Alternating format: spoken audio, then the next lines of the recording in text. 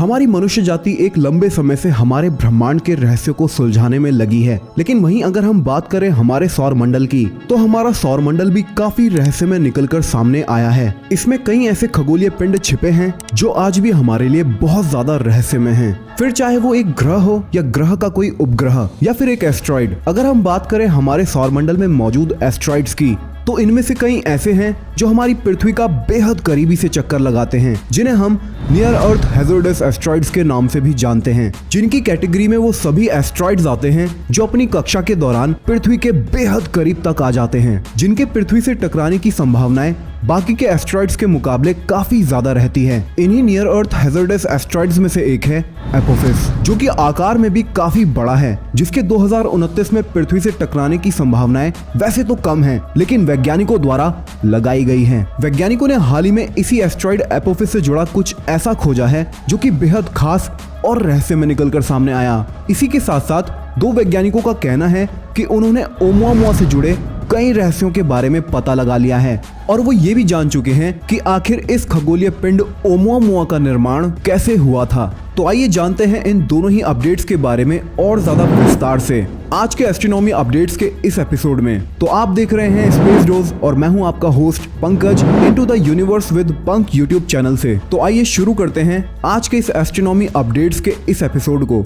वैज्ञानिकों के अनुसार ये एपोफिस काफी बड़ा एस्ट्रॉइड है जो कि 370 मीटर्स के डायमीटर में फैला है। इस एस्ट्रॉइड को पहली बार साल 2004 में देखा गया था। इसकी खोज के बाद जब वैज्ञानिकों ने इस एस्ट्रॉइड के पाथ को स्टडी किया और इसके पाथ की फ्यूचर प्रेडिक्शन की, तो उन्हें ये पता चला कि इस एस्ट्रॉइड के 2029 में हमारी पृथ्वी से टकराने की संभावनाएं सबसे ज्यादा हैं और उस समय इस एस्ट्रॉइड की इस खबर को काफी पॉपुलैरिटी भी मिली थी। आगे चलकर वैज्ञानिकों का ये भी मानना था कि इस एस्ट्रॉइड के 2029 के बाद भी 2036 और 2068 में भी पृथ्वी से टकराने की संभावनाएं काफी ज्यादा हैं। लेकिन हाल ही में एक नई रडार ऑब्जर्वेशन से वैज्ञानिकों को कुछ ऐसा पता चला जिसके बारे में कोई सोच ही नहीं रहा था। दरअसल इस साल 2021 के मार्च माह में जब ये एस्ट्रॉइड हमारी पृथ्वी के करीब आया, तो वैज्ञानिकों ने इस मौके का फायदा उठाते हुए पावरफुल रडार से इस एस्ट्रॉइड का अध्ययन किया, जिसके लिए वैज्ञानिकों ने 70 मीटर के रेडियो एंटीना वाले Goldstone deep space communication complex का इस्तेमाल किया, जो कि कैलिफोर्निया में मौजूद है।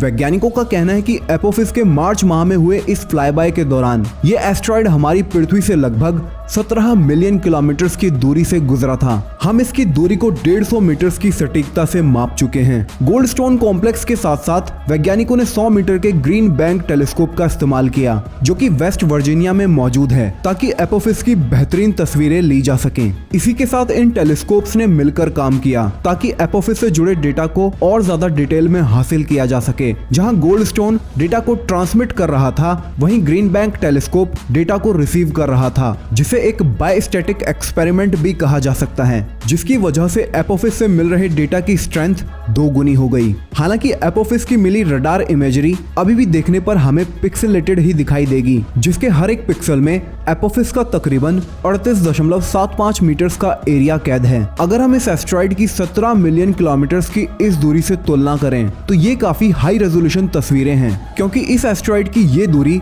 हमारे चंद्रमा की दूरी से 44 गुना ज्यादा थी। इन दोनों टेलीस्कोप से मिले डेटा की स्टडी के बाद वैज्ञानिकों का कहना है कि इस एस्ट्रॉइड के पृथ्वी से टकराने की संभावनाएं अगले 100 सालों में तो बिल्कुल भी नहीं है और 2029 में 13 अप्रैल को यह एस्ट्रॉइड हमारी पृथ्वी से लगभग 32,000 किलोमीटर्स की दूरी से गुजर जाएगा। अपने उस फ्लाईबाय के दौरान ये एस्ट्रॉइड ईस्टर्न हेमिस्फीयर में मौजूद रिसर्चर्स को बड़ी आसानी से दिखाई दे पाएगा।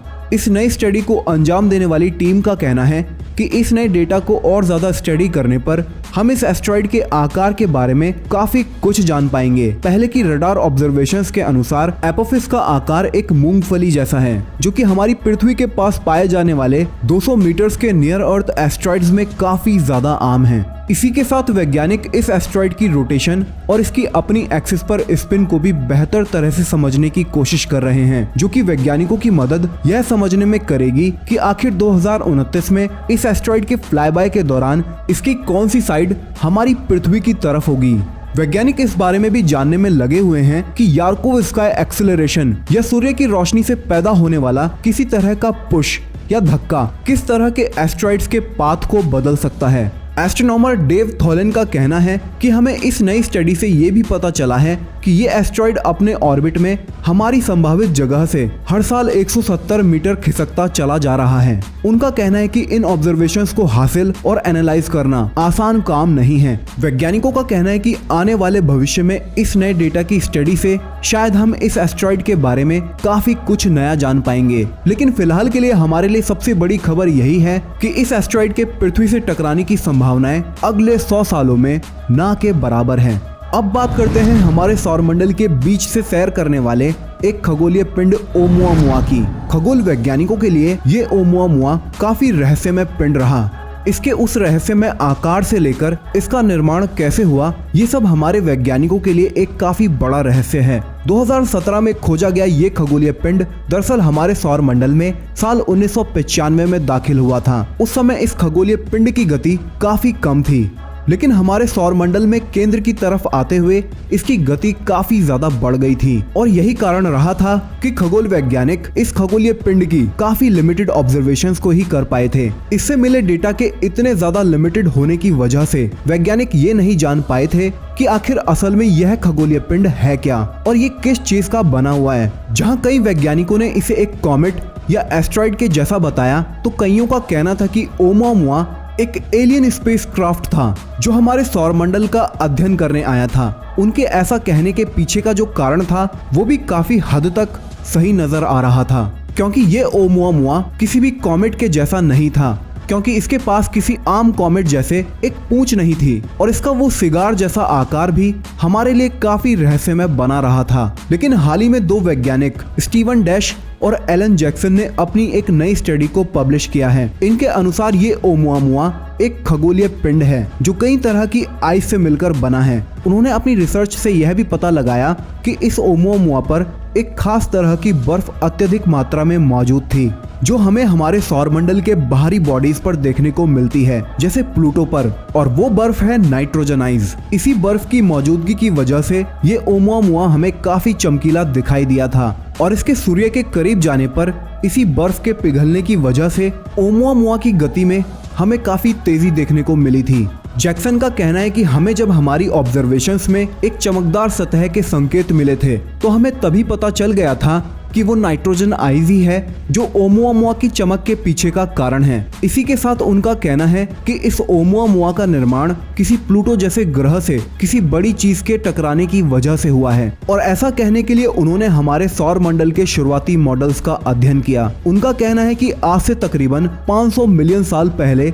इस ओमुआमुआ का निर्माण हुआ था जो उस समय पूरी तरह से नाइट्रोजन आइस से ढकी थी। जैसे जैसे ओमुआमुआ की बाहरी बर्फीली परत गायब होती गई वैसे वैसे इसकी सतह और ज्यादा समतल होती चली गई। इस तरह से ये ओमुआमुआ काफी हद तक एक कॉमेट जैसा है जो बर्फ की परत से ढका हुआ था। ये ओमुआमुआ किसी एक्सोप्लैनेट का हिस्सा था जो किसी और सौरमंडल से हमारे सौरमंडल में आया था। रिसर्चर्स का कहना है कि हमारी टेक्नोलॉजी में आई आधुनिकता की वजह से आने वाले कुछ दशकों में हमें ओमुआमुआ जैसे ही कई पिंड हमारे सौरमंडल से गुजरते हुए दिखाई देंगे, जो हमारी इस थ्योरी के अनुसार हमें ये जानने में भी मदद करेंगे कि हमारे ब्रह्मांड में ये नाइट्रोजन आइज कितनी ज्यादा कॉमन है। ओमुआमुआ की लिमिटेड ऑब्जर्वेशंस के कारण हमारे वैज्ञानिकों के पास इससे जुड़ा डेटा काफी कम है, लेकिन आने वाले भविष्य में शायद हम इस तरह की बॉडीज को और भी अच्छे से ऑब्जर्व कर पाएंगे। लेकिन फिलहाल के लिए तो ओमुआमुआ का एक एक्सोप्लैनेट का हिस्सा होना ही हमारे लिए एक काफी बड़ी खोज है। दोस्तों, यही थी आज की एस्ट्रोनॉमी अपडेट्स। आपका क्या कहना है इन अपडेट्स के बारे में हमें कमेंट सेक्शन में जरूर बताइएगा। अगर आपको ये अपडेट्स पसंद आई हैं तो वीडियो को लाइक करके चैनल को सब्सक्राइब जरूर से कीजिए इस नोटिफिकेशन बेल के साथ, ताकि आपको भविष्य में आने वाले वीडियोस के नोटिफिकेशन इसी तरह से मिलते रहें। तो अब मैं मिलता हूँ आपसे कुछ और नई एस्ट्रोनॉमी अपडेट्स के साथ। तब तक के लिए bye guys and take care.